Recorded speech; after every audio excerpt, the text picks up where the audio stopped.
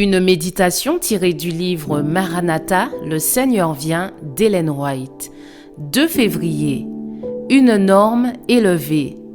Vous serez saints pour moi, car je suis saint, moi l'Éternel. Je vous ai séparés des peuples afin que vous soyez à moi. Lévitique 20, verset 26. J'ai vu que bien des personnes ne se rendent pas compte de ce qu'elles doivent être avant de pouvoir subsister devant le Seigneur sans souverain sacrificateur pendant le temps de trouble. Ceux qui reçoivent le sceau du Dieu vivant et qui seront protégés pendant ce temps de détresse doivent refléter pleinement l'image de Jésus. J'ai vu que beaucoup négligeaient la préparation nécessaire. Ils comptaient sur le temps de rafraîchissement et la pluie de l'arrière-saison pour pouvoir subsister au jour du Seigneur et vivre en sa présence. Oh, combien j'en ai vu qui étaient sans abri au temps de détresse. Ils avaient négligé de se préparer. C'est pourquoi ils ne pouvaient recevoir le rafraîchissement que tous doivent recevoir pour pouvoir vivre à la vue d'un Dieu saint. Ceux qui ne purifient pas leur âme en obéissant à toute la vérité arriveront au temps des fléaux et s'apercevront alors qu'ils avaient besoin d'être taillés et équarris pour faire partie de l'édifice de Dieu.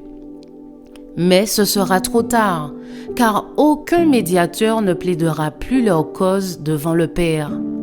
Auparavant, on aura entendu cette déclaration solennelle: que celui qui est injuste soit encore injuste, que celui qui est souillé se souille encore, et que le juste pratique encore la justice, et que celui qui est saint se sanctifie encore.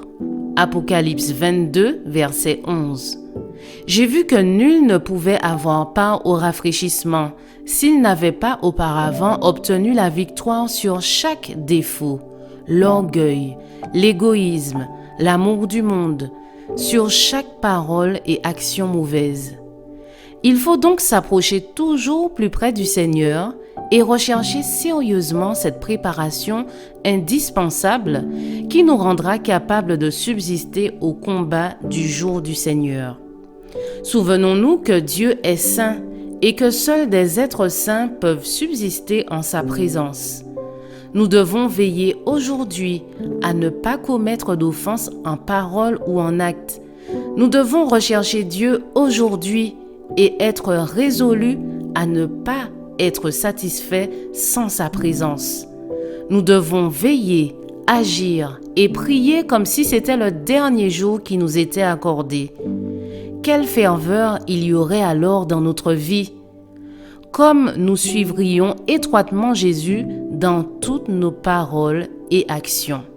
Je vous souhaite une excellente journée. Que Dieu vous bénisse.